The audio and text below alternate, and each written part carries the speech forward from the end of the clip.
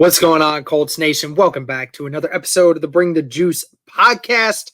So, a couple things to talk about here today. Very eventful day in Indianapolis. Some not great news, all around, really. I mean, when you look at it from all angles here, but it was roster cut day today. Some of it, all cuts have to be made by Tuesday at 4 p.m. Eastern time. So, it's we got a few that happened today. It's kind of like, what free agency does, starts early. But the Colts had 5 players today that they willingly said got cut or placed on IR. And so we'll go over these now. So Sean Davis, safety Sean Davis, the former Pittsburgh Steeler. I think Cody and I, at least I know I did, said that I thought Sean Davis was going to make this roster, but that's one that I had that was wrong. Unfortunate there, but Sean, I guess, just didn't do enough in the preseason. Guard Jake Eldrenkamp is also cut. We kind of assumed that he would be one of the odd men out. The offensive line group is definitely very, very big.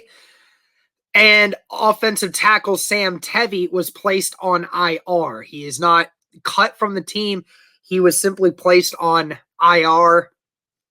See what happens there as it gets towards the end of the season. But another one that was really kind of I guess it's not a shocker, but it still hurts for a lot of Colts fans. And that was linebacker Isaiah Kafusi, the undrafted linebacker. A lot of people fell in love with him over the offseason and fell in love with him during the games.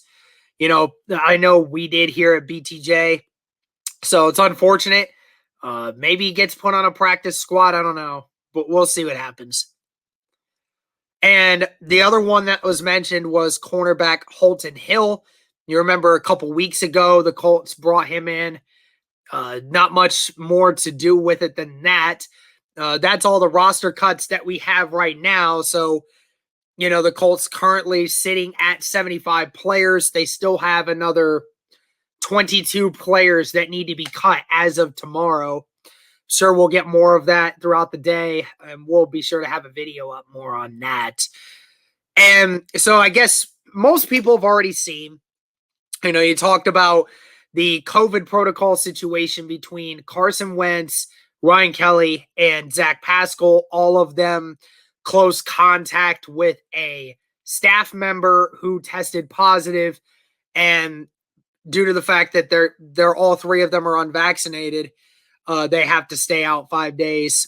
And the good thing is, with the close contact being on a Saturday, at least from Carson Wentz's standpoint, Wentz can be back as soon as Thursday if he does not test positive at some point within those 5 days. That's pretty much almost the same for the other 2. As long as they don't test positive, then they're going to end up, being back with the team this week. So that's a good thing. At least that's the one good thing we could get out of this whole situation, right? So yeah, that's basically the news there. We kind of talked about, we said it on, I think a lot of Colts fans have said it. This is going to be a long season. I mean, this is just rough, man. It's rough. It's rough. You get all these injuries that the Colts are dealing with right now. And then on top of it, Mother COVID coming in and trying to wreck the last wall down of the fence here. It's unfortunate. But I have confidence this team can take care of what it needs to do. Hopefully Wentz does get back soon and very quickly, because, obviously this last week and a half, is going to be very important for him. It would be very helpful for him to get that last week of practice in, to get a little bit of experience there running those 11-on-11 drills with the regular starting lineup.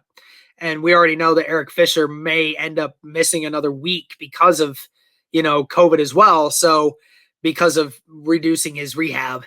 So we'll see what happens. Not much more to it than that, but, seems like a really long day in Colts land today. But, at the end of the day, world keeps turning, and, there's still football to be played in 2 weeks. So thank you all so much for tuning in. Let us know what you guys think of the news. Hopefully, things start turning into a more positive leaf here towards the end of the next week. Maybe we start seeing Carson do well in practice when he comes back, if he gets back with a negative test. So thank you guys so much. We will keep you updated more on the roster cuts when they come in. We'll probably have a video up tomorrow at some point to talk about roster cuts that need to be made. Like I said, a lot of them still left to be done.